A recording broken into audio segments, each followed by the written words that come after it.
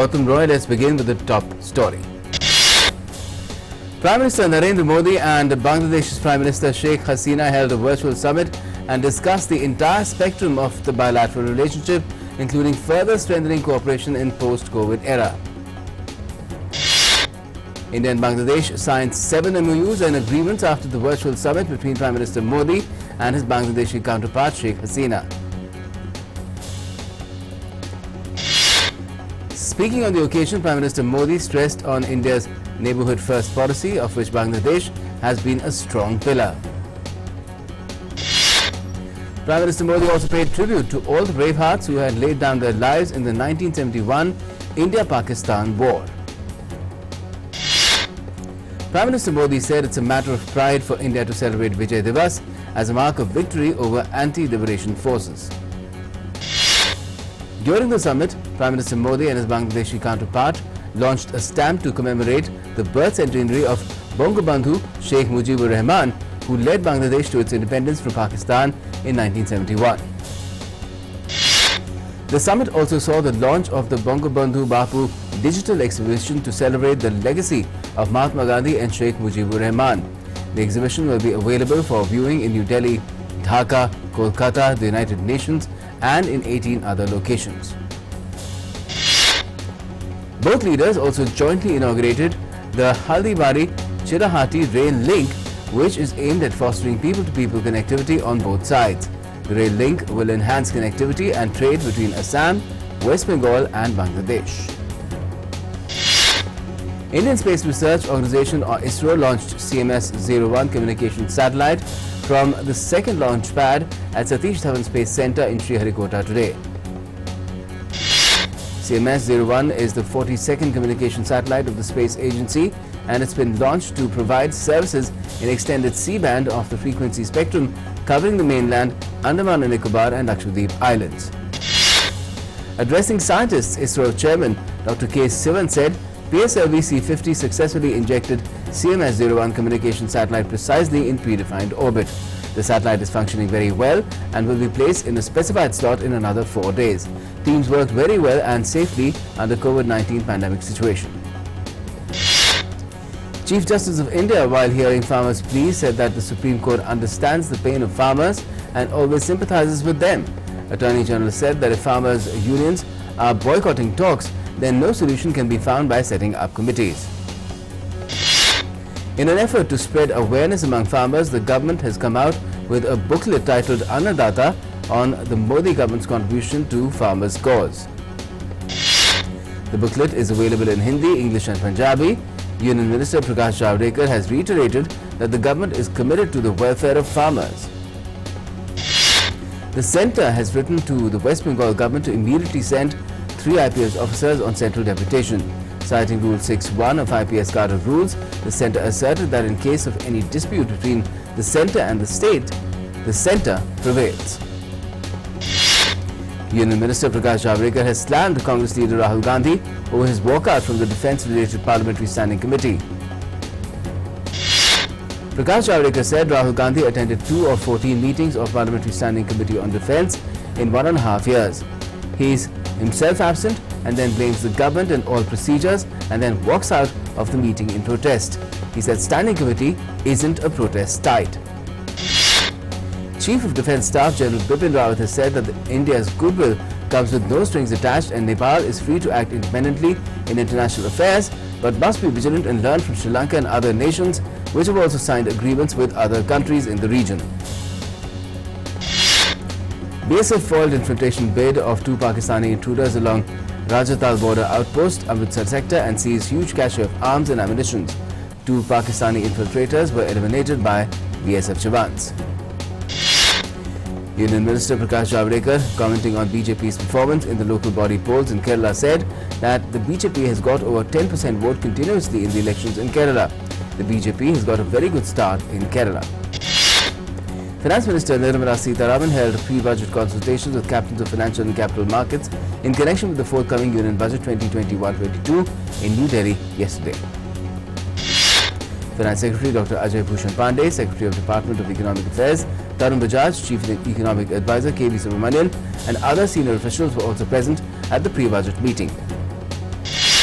Kerala's Chief Minister Pinarayi Vijayan's additional private secretary CM Ravindran appeared before the Enforcement Directorate for questioning in connection with the gold smuggling case.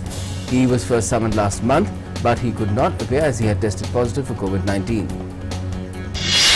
The domestic equity markets rose over 0.5% today and hit fresh record highs ahead of the weekly options expiry. Sensex gained 223.88 points to close at 46,890.34. Nifty closed at 13,740.7, rising by 58 points today. Gold prices jumped by 449 rupees to reach 50,046 rupees. Silver prices plunged to 67,475 rupees today, rising by 1,548 rupees per kilogram. Crude oil prices also marched upwards to reach 3,534 rupees per barrel. Rupee depreciated by 3 paise today, closing at 73 rupees 50, almost 60 paise against the US dollar.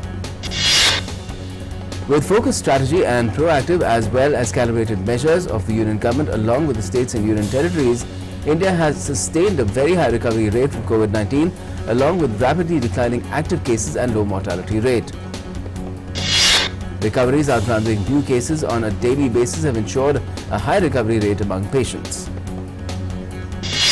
The total recovered cases are nearing 95 lakh, that's precisely at 94,89,740. The recovery rate has improved to 95.31% today. The gap between recovered cases and active cases is also increasing consistently and presently stands at 91,67,374. The rising recoveries have also led to a continuous contraction of India's active case load. And this has ensured that India's present active case load of 3,22,366 consists of just 3.24% of India's total positive cases. India's recovery rate is amongst the highest in the world. While the global figure for recovery rate is 70.27%, India is recording 95.31%. USA, Brazil, Russia and Italy are reporting lesser recovery rates. India has registered 33,291 new recoveries in the last 24 hours. 75.63% of these new recovered cases are contributed by 10 states and union territories. With 5,728 persons recovering from COVID-19, Kerala has recorded maximum number of recoveries. Maharashtra registered 3,887 daily recoveries, while West Bengal registered 2,767 new recoveries. 24,010 new cases have been registered in the last 24 hours. 10 states and union territories have contributed 78.27% of the new cases. Kerala reported 6,185 cases in the last 24 hours. West Bengal recorded 2,293 new cases, while Chhattisgarh registered 1,661 new cases yesterday. 79.15% of the 355 case fatalities that have been reported in the last 24 hours are from 10 states and union territories. India has registered a steady decline in the number of daily deaths as well.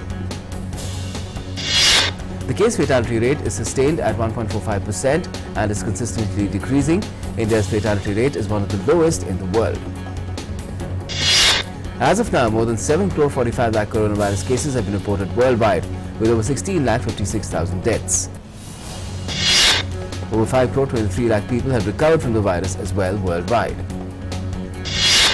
The United States continues to remain the worst hit country by the pandemic so far, with the highest number of infections and deaths. The US has recorded over 1.73 lakh cases of the virus, with a death toll surging past 3,14,000. Inter-American Development Bank has announced that it will mobilize $1 billion to help Latin American and Caribbean countries acquire and distribute COVID-19 vaccines. In France, Prime Minister Jean Castex has said that people could start receiving the COVID-19 vaccine developed by Pfizer-BioNTech in the last week of December if European Union authorities approve it the next week. Germany is announced to roll out the BioNTech and Pfizer vaccine from the 27th of December. The announcement was followed after a meeting between health ministers Jens Spahn and health officials from Germany's 16 federal states. An Australia-based company is preparing to distribute the first over-the-counter COVID-19 antigen test that can be used at home after securing emergency use authorization from the US Food and Drug Administration. The test by Illume offers a nasal swab analyzer that connects to a software application on the user's smartphone and gives results in 20 minutes. Brazil registered over 70,000 new cases of the coronavirus on Wednesday, a daily record, as a second wave of infections slammed the South American country. Wednesday's record came without even the daily numbers from Sao Paulo state, the nation's most populous, which has been the epicenter of the outbreak. Healthcare workers in Peru took to the streets in Lima to protest over labor conditions while out on the front lines of the country's battle with the novel coronavirus pandemic. Protesters gathered outside the Peruvian Health Ministry to demand better working conditions and pay. Britain and EU are in the final stretch of talks to keep an estimated $1 billion of annual trade free of tariffs and quotas beyond the 31st of December. British Prime Minister said that there was a good trade deal to be done with the European Union. In Los Angeles, a holiday-themed drive-through experience is allowing visitors to enjoy a traditional Christmas light display from safety of personal cars as coronavirus cases have surged across California. According to the organizers of the Christmas drive-through in Los Angeles, around 1.8 lakh people have so far enjoyed the Wonderland show, which features about 3 million lights all synchronized with traditional holiday music. Thai wildlife conservation officials repatriated 4-year-old female orangutan. The officials also served it with food and water. Australians packed into shopping centres and crowded streets, shopping to fill their stockings in preparation for a relatively normal Christmas season. Australian cities didn't hold back on the festive spirit either. Sydney's largest Christmas tree delighted families in Martin Place, and shopping centres were decked up in the halls with fairy lights. Sports now, and India is up against Australia in the historic first ever day-night test between these two teams at the Adelaide Oval. India won the toss and elected to bat first in the match. India were batting at 233 for 6 at stumps on day one. Skipper Virat Kohli hit a half-century. India has strengthened its commitment to clean sports, contributing $1 million to Wada for scientific research, which will allow Wada to develop innovative anti-doping testing and detection methods. The ATP has announced an update to the 2021 ATP Tour calendar, outlining a revised schedule for the first 7 weeks of the season as tennis continues to navigate its return during the COVID-19 pandemic. Australian Open men's qualifying will take place from the 10th to the 13th of January in Doha. The Australian Open, the first Grand Slam of the season, will be following that from the 8th until the 21st of February. Anshu Malik had to settle for a silver in the women's 57 kg division in the Individual Wrestling World Cup. Anshu Malik became the first Indian to finish on the podium at the Individual Wrestling World Cup as well. Football and the Best FIFA Football Awards 2020 ceremony will be held virtually for the first time due to the ongoing COVID-19 pandemic. Robert Lewandowski, Lionel Messi and Cristiano Ronaldo are shortlisted in the men's category for FIFA's The Best Awards. Liverpool returned to the top of the Premier League as Roberto Firmino rose in added time to secure his side a 2-1 win over Tottenham at Anfield. Liverpool has 28 points while Spurs are now second on 25 points, with both teams having played 13 games. Southampton and Leicester are both on 24 points. Arsenal ended a 3-match losing run in the Premier League despite going down to 10 men with a 1-1 draw against Southampton. The Gunners' indiscipline cost them once again as Gabriel was sent off after being booked twice in 4 minutes. In the match played between Everton and Leicester City, Everton scored in each half to beat Leicester City with 2-0 on the board. With this win over Leicester City, Everton has moved back into the top 5 of the Premier League. In German Bundesliga, Bayern Munich came from behind to end Wolfsburg's unbeaten start. Bayern beat Wolfsburg with 2-1. Robert Lewandowski scored twice to pass the 250-goal mark in the Bundesliga. Kylian Mbappe showed off his new blue hair with a goal as Ligue 1 champions Paris Saint-Germain beat Lorient. Mbappe scored a penalty after he was fouled by Andrew Revilon, who was sent off for the struggling visitors. Moise Kean slotted home his sixth League One goal in 9 games. Barcelona came from behind to beat Real Sociedad and knocked them off top spot in the La Liga. Barca moved up from 8th to 5th with the win, while Atletico Madrid took over from Real Sociedad on goal difference at the top. Formula One's governing body, the FIA, have confirmed the calendar for the longest season in history next year. There will be 23 Grand Prix races starting in Australia on the 21st of March, ending in Abu Dhabi on the 6th of December. Formula One champion Lewis Hamilton will defend his world title in the longest Formula One season in history.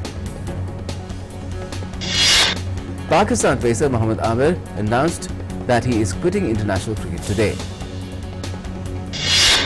Mohammad Amir said that he does not think he can work with the current Pakistani cricket board and its management, and it's best for him to leave.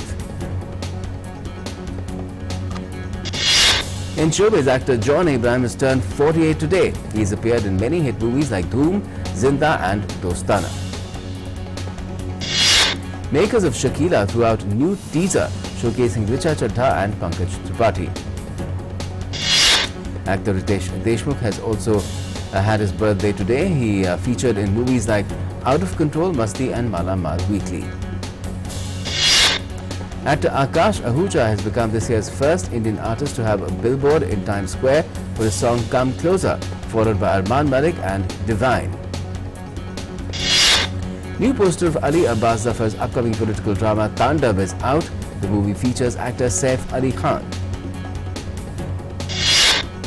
British actor Naomi Ackie has been selected for performing the role of iconic performer Whitney Houston in her biopic I Wanna Be Somebody. Hollywood actor Tom Cruise expressed his vexation over crew members of his upcoming movie Mission Impossible 7 as he saw them not following COVID-19 guidelines. British actor Ian McKellen received his coronavirus vaccination jab, encouraging other Brits to do the sensible thing in a bid to reassure the public over its safety. Swiss-American actress Kat Graham has joined UNHCR, the UN Refugee Agency, as the organization's newest Goodwill Ambassador. Graham has been partnering with the organization since 2013. An American actor and singer Nat Wolff celebrated his birthday today. He has produced music for the Naked Brothers Band and I Don't Want to Go to School. That's all as far as Express News is concerned, but the latest continues right here on DD India. Do keep watching.